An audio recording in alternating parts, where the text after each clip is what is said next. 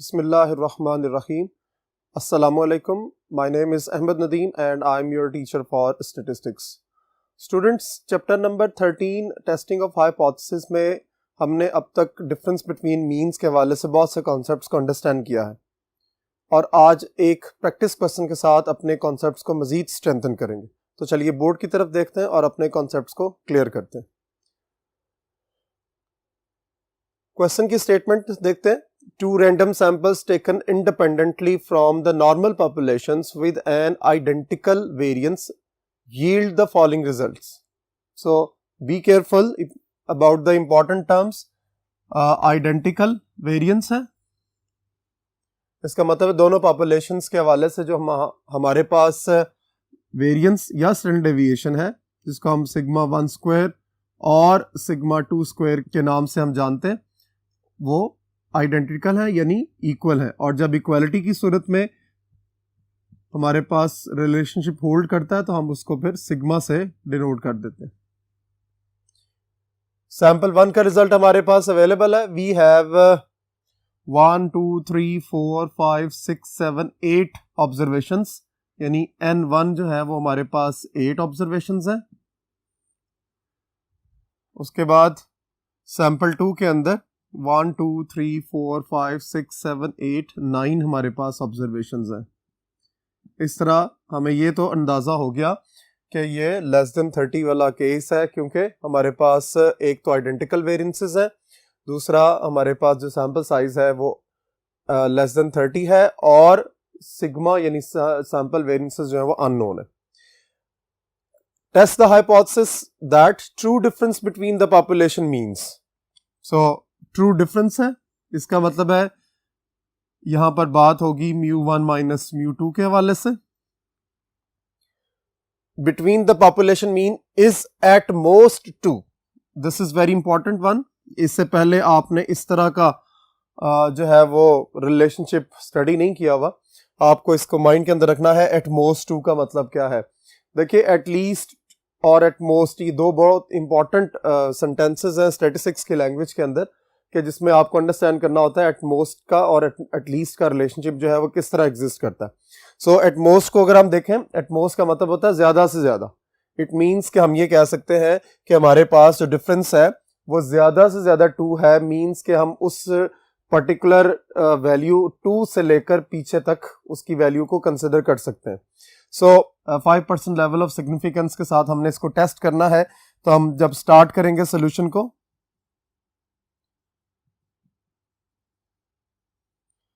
तो उसमें आप देखिए सबसे पहले हम अपना नल और अल्टरनेट हाइपोथेसिस जनरेट करते हैं, H0 और H1।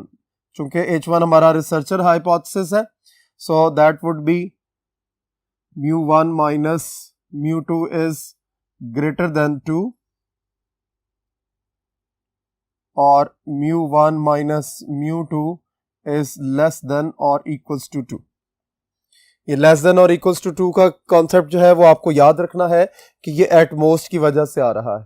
सो बी केयरफुल कि एट मोस्ट का मतलब है ज्यादा से ज्यादा हमने टच करना है। यानी मैं साइड पर आपको इसको एलेबोरेट कर रहा हूं कि अगर हमारे पास लाइन 2 है तो हमने उस लाइन तक ज्यादा से ज्यादा मूव करके जाना है। इसका मतलब है उस पर्टिकुलर वैल्यू से पीछे हमारे पास इनफाइनाइट हमारे पास पॉइंट्स अवेलेबल है। सो इसलिए दिस इज लेस देन और इक्वल्स टू 2। तो अगर ये लेस देन और इक्वल्स टू 2 है तो ऑटोमेटिकली हमारे पास जो H0 है वो नल हाइपोथेसिस जो है वो ग्रेटर देन 2 के अंदर एग्जिस्ट करेगा। सो हमारा नल और अल्टरनेट हाइपोथेसिस जनरेट हो गया है। उसके बाद 5% लेवल ऑफ सिग्निफिकेंस को अगर हम देखें, alpha is 5% means it is 0.05। Next board की तरफ चलते हैं और इस लेवल ऑफ सिग्निफिकेंस के बाद अपना फार्मूला और अपनी कैलकुलेशंस को कंप्लीट करते हैं। जी, फार्मूला हम लिखेंगे, चूंकि स्मॉल सैंपल है तो टी स्टैटिस्टिक यूज होगा। It is x1 bar minus x2 bar minus delta not divided by SP यानी pooled variance into 1 over n1 plus 1 over n2। सो हमें कैलकुलेशंस करनी है। सैंपल्स हमारे पास अवेलेबल है, आपको x1 और x2 की सूरत में सैंपल नजर आ रहा है। इसको हम कैलकुलेट करते हैं, आप लोग भी वेरीफाई करेंगे साथ साथ अपने कैलकुलेटर से। सबसे पहले हमें मीन्स की रिक्वायरमेंट है, x1 बार और x2 बार के मीन चाहिए हमें। So it would be 6 plus 8 plus 7 plus 5 plus 6 plus 9 plus 12 plus 10 divided by, क्योंकि n1 हमारे पास 8 था, सो इट इज, यहां से हम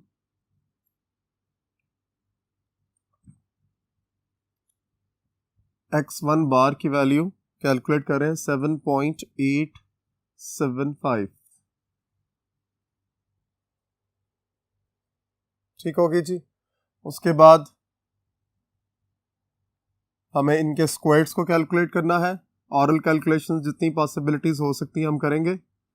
6 का स्क्वायर 36 है, 8 square is 64, 7 square is 49, 5 square is 25, is 36, 9 square is 81, 12 square is 144 and 10 square is 100। So यहाँ से आपके पास वैल्यूज आ जाएंगी।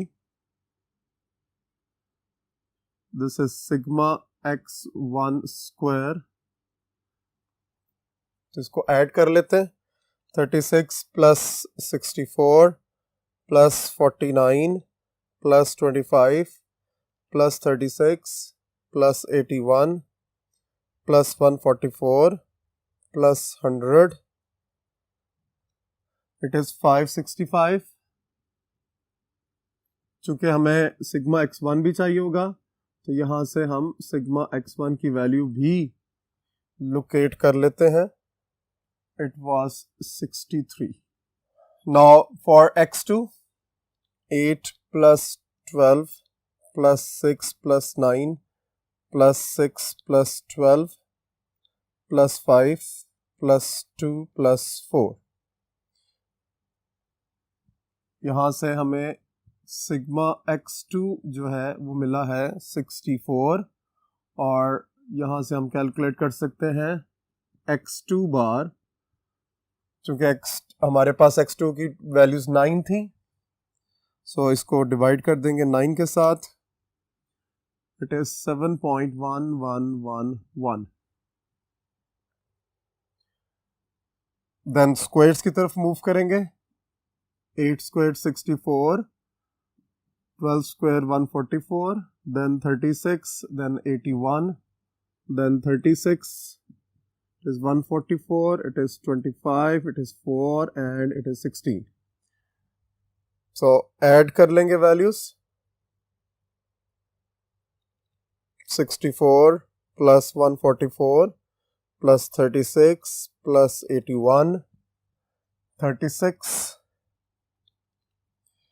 plus 144 plus 25 plus 4 plus 16। So it is sigma x2 square, it is equals to 550। So we need different values। हमें x1 बार चाहिए, we have calculated। x2 बार भी हमने calculate कर लिया हुआ है, n1 और n2 हमें गिवन था। डेल्टा नॉट जो है वो हमारे पास 2 है। sp is unknown, so sp की वैल्यू पहले कैलकुलेट करेंगे। sp square is equals to n1 minus 1 into s1 hat square plus n2 minus 1 into s2 hat square divided by n1 plus n2 minus 2। So यहाँ side पर हम s1 hat square को calculate कर लेते हैं। This is 1 over n minus 1, it is n1, it is sigma x1 square minus sigma x1 whole square over n1. So हमारे पास values available है, direct substitutions करेंगे, ठीक है. 1 over n1 is 8 minus 1 7, sigma x1 square is 565 minus sigma x1 is 63 square over 8. So इसको solve कर लेंगे. 63 square divided by 8. So 565 minus that answer, and it would be divided by 7. So hope आपको clear हो गया होगा. Answer is, वही calculations हैं जो अभी हमने लास्ट कुछ लेक्चर्स में भी इन कैलकुलेशंस को परफॉर्म किया था.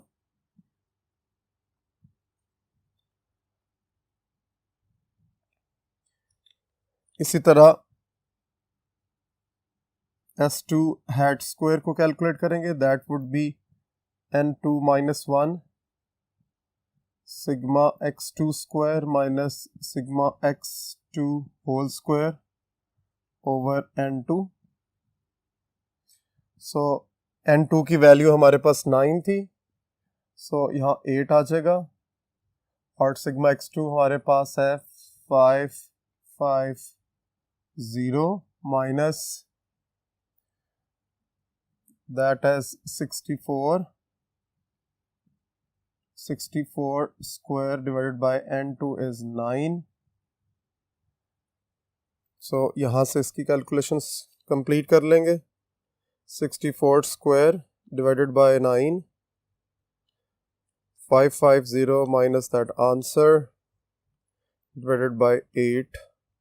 So आपका S2 square, S2 hat square in fact, it would be 11.8611. So ये दोनों वैल्यूज हम इस फॉर्मूले में पुट अप करेंगे और देखेंगे हमारा आंसर क्या आता है. n1 जो है वो हमारे पास 8 था, 8 minus 1 into S1 square, so that is 9.8393 plus n2 minus 1 मतलब 9 minus 1. S2 hat square is 11.8611 and divided by n1 is 8 plus 9 minus 2.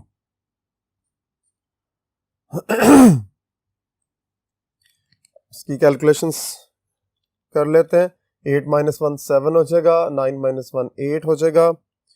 So 7 multiplied by 9.8393 plus 8 multiplied by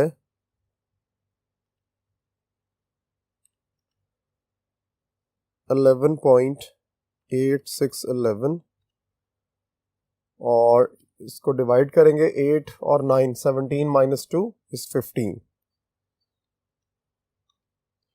So it would be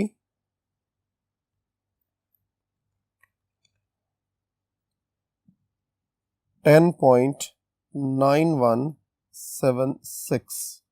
This is your SP square. But we need the value of SP. इसका square root ले लेंगे.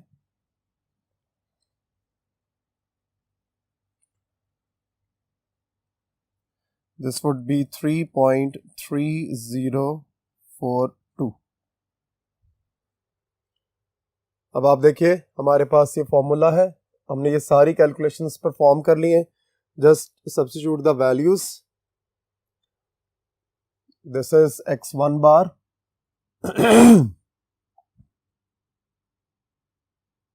और this is x bar 2. दोनों values हमारे पास available है, यहाँ substitute करेंगे। x1 bar is 7.875 minus x2 bar is 7.1111 और माइनस 2 डेल्टा नॉट, जो कि हमारे पास ट्रू डिफरेंस अवेलेबल था रेफरेंस के लिए। SP की वैल्यू है हमारे पास 3.3042 into square root of 1/8 plus 1/9। देखिए हमारे पास ये वैल्यूज थी 1 2 3 4 5 6 7 8 N1 के लिए, और ये 9 वैल्यूज थी N2 के लिए। ओके, अब हम इस पर्टिकुलर फ्रैक्शनल पार्ट को सॉल्व करेंगे। 7.875 minus 7.111 minus 2, so it is minus 1.2361 divided by is square root of 1 divided by 8 plus 1 divided by 9 and then it would be multiplied with 3.3042 और इसको हम डिवाइड कर देंगे इस फैक्टर के साथ।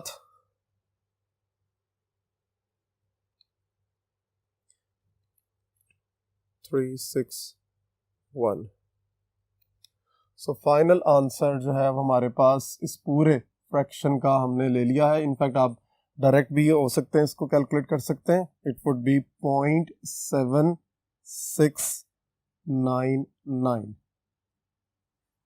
सो टी कैलकुलेटेड वैल्यू हमारे पास आ गई है -0.7699। ठीक है, उसके बाद नेक्स्ट बोर्ड की तरफ चलते हैं और इस कैलकुलेटेड वैल्यू का कंपैरिजन क्रिटिकल वैल्यू के साथ करके हम कंक्लूजन को ड्रॉ करते हैं।